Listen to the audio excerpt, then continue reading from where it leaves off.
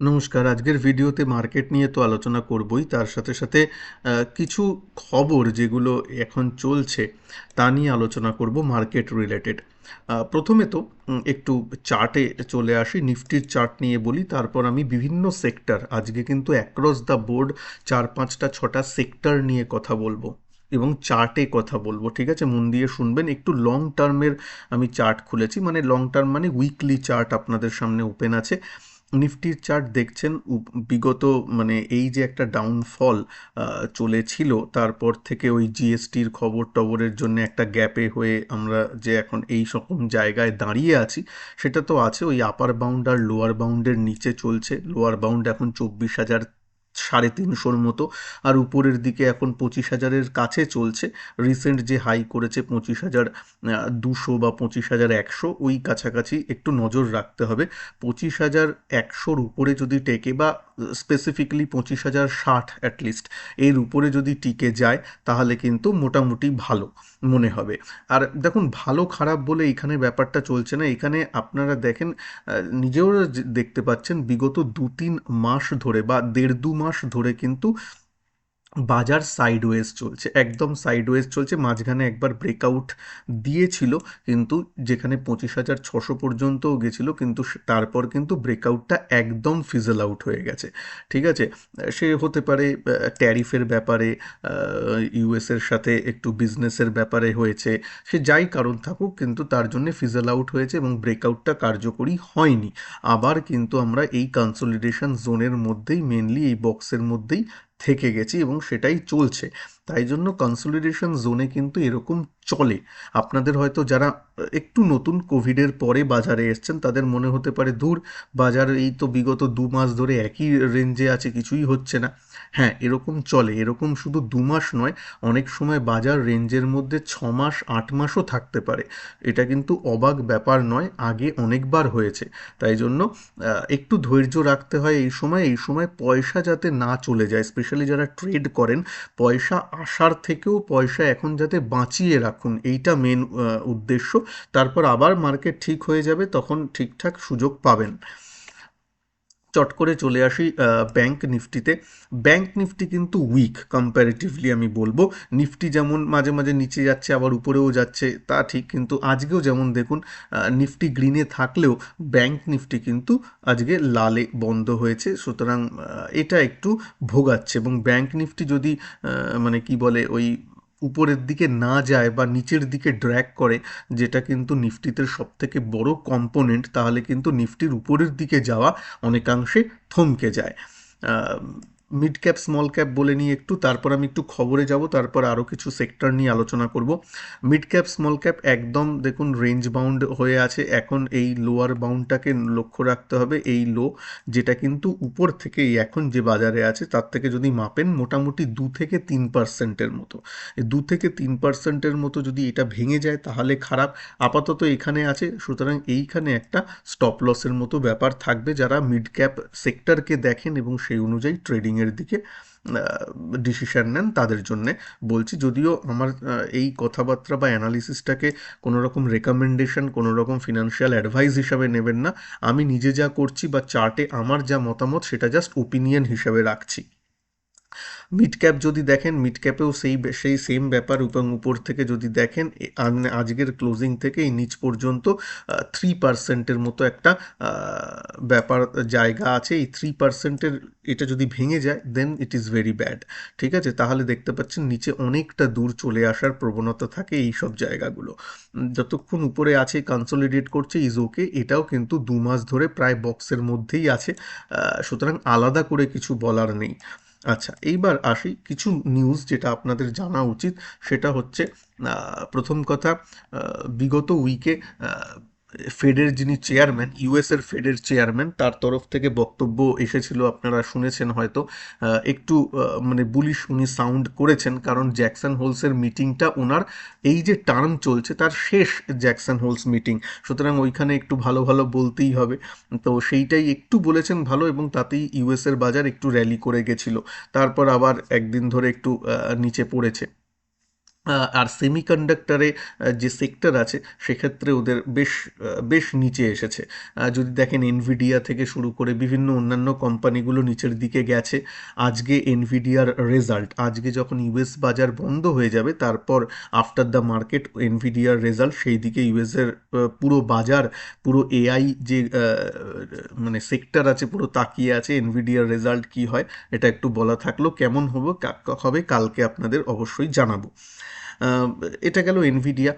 তাছাড়া শুধুমাত্র ইন্টেল একটু বেড়েছে এই কদিনে, যদি আমি একটু ইউএসের কথা বলি, কারণ ওই জানেন হোয়াইট হাউসে গিয়ে ওদের যে সিইও সে ট্রাম্পের সাথে একটু বৈঠক করেছে, অনেক একটু ইনভেস্টমেন্ট করবে এরকম বলেছে, ওই সবের জন্যে চলছে। যাই হোক, সেটা একটা স্পেসিফিক, আমাদের ইন্ডিয়ার স্পেসিফিক কি তেমন কিছু নয়। জাস্ট জ্যাকসন হোলসে যে ফেড চেয়ারম্যান যিনি বলেছিলেন যে রেট ফেড কম মানে করতে পারে ফেড, এর যে ইঙ্গিত দিয়েছে সেটা একটা ভালো দিক। এবার আসি ইন্ডিয়ার বাজারে একটা সেক্টরের দিকে। আমি জানি না আপনাদের কোনো হোল্ডিং আছে কিনা, একটা সেক্টরের প্রতি খারাপ, যেটা একটু অনলাইন গেমিংয়ের যে ব্যাপার এসেছে, তার জন্য জানেন যে কোনো অনলাইন গেমিং, অনেক অনলাইন গেমিং আছে, যেমন নাজারা টেকনোলজি, তারাও অনলাইন গেমিং প্ল্যাটফর্ম প্রোভাইড করে, এবং সেইখানে যেখানে টাকার বিনিময়ে কিছু খেলা হয়, সেইগুলোতে কিন্তু সরকার পাবন্ধি আনতে চলেছে, মানে রেস্ট্রিকশন আনতে চলেছে, তার জন্য বিল পেশও হয়েছে।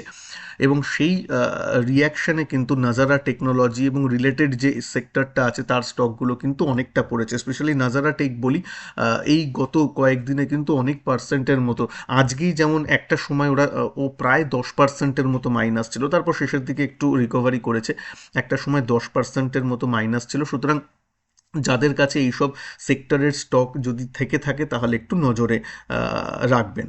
আচ্ছা, সেটা গেল। জিএসটি নিয়ে এখন খুব শোনা যাচ্ছে, জিএসটি এই দিওয়ালি নয়, দিওয়ালির অনেক আগেই ইমপ্লিমেন্ট হয়ে যাবে বলে আশা করা হচ্ছে।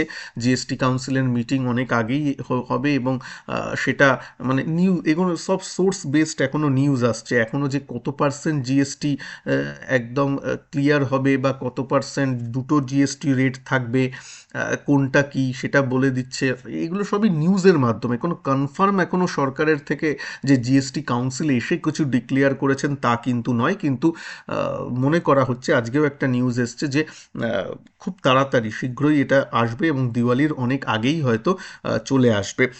ইভেন বলা হচ্ছে নবরাত্রি যে শুরু হচ্ছে তার প্রথম দিনই হয়তো জিএসটি কাউন্সিলের তরফ থেকে এই ঘোষণাটা চলে আসবে, যেটা বাজারের পক্ষে মোটামুটি ভালো হবে। ঠিক আছে, এবার দেখুন বাজারের এগুলো ফান্ডামেন্টালি একটা ভালো, একটা মানে কি বলে চাঙ্গা করার মতো নিউজ, ভালো। কিন্তু এর জন্যে যে কমপ্লিট স্ট্রাকচার চেঞ্জ হয়ে যাবে তা নয়, মানে এটা ভালো নিউজ, তাই জন্যই একটু বেড়েছে বাজার দেখতে পাচ্ছেন। কিন্তু এই নয় যে এর জন্যই, এর উপর ভরসা করেই বাজার নিউ লাইফ হাইয়ে হয়ে যাবে তা নয়, এর সাথে আরও অনেক কিছু দরকার। যেমন বাজার ট্যারিফের দিকে নজর রাখছে, যে ট্যারিফের পরবর্তীকালে ইন্ডিয়া কি করছে ব্যাপারগুলো সেটা, প্লাস জানেন আমাদের যে বিদেশমন্ত্রী জয়শঙ্কর, উনিও এখন রাশিয়ায় গেছিলেন, সেখান থেকে অনেক বক্তব্য এসেছে। ভারত বিভিন্ন ব্যবসা বাণিজ্য আরও মানে ব্যবসায়িক সম্পর্ক আরও ভালো করার দিকে রাশিয়ার সাথে, তা নিয়ে অনেক ঘোষণা হয়েছে। ইভেন বলা হয়েছে যে ফার্মাসি, যাতে একটু ফার্মার ব্যাপারগুলো যাতে রাশিয়ার সাথে আরও বেশি সখ্যতা বাড়ানো যায় তার দিকে একটু উনি বলেছেন। তো এই ব্যাপারগুলো চলছে, সুতরাং বাজার এইসবের দিকেও নজর রাখছে। আমার আপনার কি করার দরকার অ্যাজ আ রিটেল ট্রেডার, আমি বলবো রিটেল ট্রেডার মোটামুটি একটু কশাসলি পা ফেলে চলুন। সুইং ট্রেডিং ঠিক আছে, যেমন যদি সুযোগ পান তো আলাদা, না হলে ইন্ট্রাডে যাদের স্কিল আছে, সময় আছে, একটু ইন্ট্রাডের উপর ফোকাস করে থাকুন, বা যে ধরনের ট্রেডিংই আপনি কমফর্ট ফিল করেন না কেন, একটা কথা মনে রাখবেন, এই সময়টা অ্যাটলিস্ট এই সময়টা প্লিজ টাকা বাঁচানোর দিকে মন দিন। টাকা এলে তো ভালো, ঠিক আছে, কিন্তু টাকা যাতে বেশি না চলে যায়, টাকা এখন বাঁচিয়ে রাখুন, পরে আবার ভালো সময় আসবে তখন নয় একটু দেখা যাবে। কারণ এক একজনের স্কিল লেভেল এক এক রকম, কেউ হয়তো এত ভোলাটিলিটি, এত এরকম জিনিস হ্যান্ডেল করতে পারেন না, তারা একটু ডিফেন্সিভ চলবেন। আর যারা ভোলাটিলিটি হ্যান্ডেল করতে পারেন, যারা সেই ধরনের স্কিল সেট আছেন, তারা একটু অ্যাগ্রেসিভলি ট্রেড করলেন। ডিপেন্ড করছে আপনি কী ধরনের ট্রেডার, কী ধরনের সাইকোলজি নিয়ে চলছেন। ভিডিওটা ভালো লাগলে একটু লাইক করে দেবেন। তারপর আসি আমি আরও বিভিন্ন সেক্টরে। আর চ্যানেলে নতুন হলে চ্যানেলকে সাবস্ক্রাইব করতে ভুলবেন না, যাতে এই নতুন যে আমি সিরিজও একটা চালু করেছি ফান্ডামেন্টাল সিরিজ, তার 2টো ভিডিও অলরেডি হয়ে গেছে যেখানে আমি বিভিন্ন স্টক এবং সেক্টর নিয়ে আলোচনা করি। সেই ফান্ডামেন্টাল সিরিজেরও যদি ভিডিওগুলো পেতে চান, চ্যানেলটাকে প্লিজ ফ্রি অফ কস্টে সাবস্ক্রাইব করে রাখুন, ভিডিওগুলো ইউটিউব আপনার কাছে পৌঁছে দেবে।